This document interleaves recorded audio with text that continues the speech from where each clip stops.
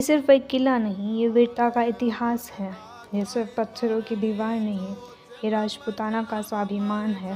राजस्थान की पवित्र धरती पर खड़ा चित्तौड़ का किला, जहाँ हर हवा के झोंके में बलिदान की कहानी है, हर दीवार पर शौर्य की लिखावट है।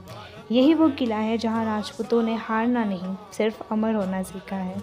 आज हम बात करेंगे उस युग की जब तख्त से ज़्यादा सम्मान और जीत से ज़्यादा धर्म माना जाता था। उस कहानी की जहाँ एक रानी की सुंदरता से ज़्यादा महत्वपूर्ण था उसका स्वाभिमान। रानी पद्मावती कहानी है चित्तौड़ के जौहर की। ये कहानी है रानी पद्मावती के बलिदान की, और ये कहानी है उस इतिहास की जिसमें मृत्यु से ज़्यादा भयंकर है अपमान। वीडियो को आखिर तक देखिए, क्योंकि ये सिर्फ कहानी नहीं, ये गर्व है, ये विरासत है, ये हमारी पहचान है। राजस्थान की पावन धरती पर अरावली की पहाड़ियों के बीच खड़ा है चित्तौड़गढ़, एक ऐसा दुर्ग जो सिर्फ पत्थरों से नहीं, बलिदान, शौर्य और स्वाभिमान से बना है। इसे चित्तौड़ की धरती पर जन्म हुआ एक ऐसी रानी का जिसकी सुंदरता से अधिक प्रसिद्ध था उसका सात्विक और आत्मसम्मान। जी हाँ, रानी पद्मावती। कहा जाता है कि रानी पद्मावती सिंहल द्वीप की राजकुमारी थी। रूप ऐसा कि चांद भी लग जाए और चरित्र ऐसा कि अग्नि भी पवित्र हो जाए।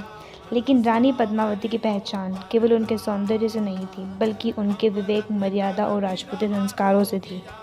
उसी समय चित्तौड़ के वीर शासक थे राजा रतन सिंह। एक दिन दरबार में पहुंचे एक ब्राह्मण राघव चेतन। उसी राघव चेतन के मुख से राजा रतन सिंह ने पहली बार रानी पद्मावती के रूप और गुणों का वर्णन सुना। राजा का मन विचलित हो उठा। बिना देखे ही, बिना मिले ही राजा रतन सिंह का हृदय रानी पद्मावती के प्रति आकर्षित हो गया था। ये आकर्षण सिर्फ एक वासना नहीं था, ये प्रेम और सम्मान था। राजा रतन सिंह ने सीहल द्वीप जाकर मर्यादा और विधि विधान के साथ रानी पद्मावती से विवाह किया था। ये विवाह सिर्फ दो शरीरों का मिलन नहीं, बल्कि ये दो आत्माओं और दो राजवंशों का मिलन था।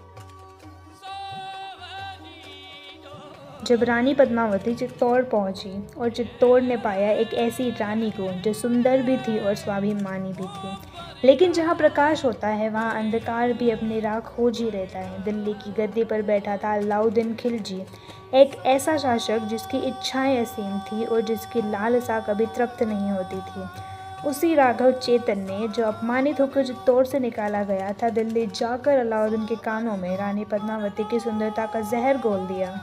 अलाउद्दीन के मन में रानी पद्मावती को पाने की आग जल उठी थी। ये सिर्फ एक प्रेम नहीं था, ये एक लालच थी और एक अहंकार था। छल और कूटनीति से अलाउद्दीन ने राजा रतन सिंह को बंदी बना लिया। चित्तौड़ पर संकट के बादल छा गए थे, फिर भी रानी पद्मावती ने धैर्य नहीं खोया। उन्होंने बुद्धि और साहस से काम लिया। हजारों पालकियों के साथ चित्तौड़ की रानियां निकली और उन्हीं पालकियों में छिपे थे चित्तौड़ के वीर योद्धा। राजा रतन सिंह को मुक्त करवाया गया, लेकिन अब युद्ध अवश्यंभावी था। अलाउद्दीन खिलजी ने अपनी विशाल सेना के साथ चित्तौड़ पर आक्रमण कर दिया। चित्तौड़ की धरती रणभूमि बन चुकी थी। राजपूत जानते थे युद्ध जीता जा सकता है, पर सम्मान हारना स्वीकार नहीं है।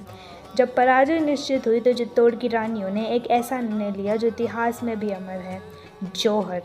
जौहर उनके लिए एक ऐसा निर्णय था जिसके लिए उन्होंने अपने प्राण तक बलिदान कर दिए, सिर्फ और सिर्फ चित्तौड़ की आन बान शान और अपने स्वाभिमान के लिए। अग्नि प्रज्वलित हुई। रानी पद्मावती ने केसरिया वस्त्र धारण किए, माथे पर तिलक लगाया और अग्नि को प्रणाम किया। यह आत्महत्या नहीं थी, यह एक बलिदान था, यह हार नहीं थी, यह स्वाभिमान का विजय था। हमारा शत्रु भी देखेगा कि राजपूत वीरांगनाएं वेदना को वीरता में कैसे बदलती। जिस अग्नि को साक्षी मानकर साथ जीने और मरने का वचन लिया था, उसी पवित्र अग्नि को हम फिर जलाएंगे। सौंप देंगे अपने आप को उस आग में और साथ मिलकर जौहर करेंगे।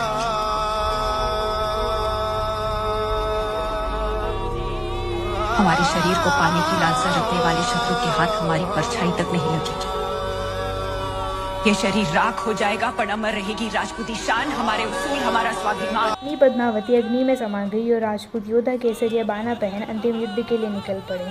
चित्तौड़ गिरा, लेकिन राजपूती आन नहीं गिरी। चाहे अलाउद्दीन ने चित्तौड़ पर अधिकार जमा लिया था, लेकिन वो चित्तौड़ राजपूतों की मर्यादाओं को कभी नहीं अपना सका। उसके हाथों कभी भी रानी पद्मावती नहीं लगी। इवन वो रानी पद्मावती का चेहरा तक नहीं देख सका।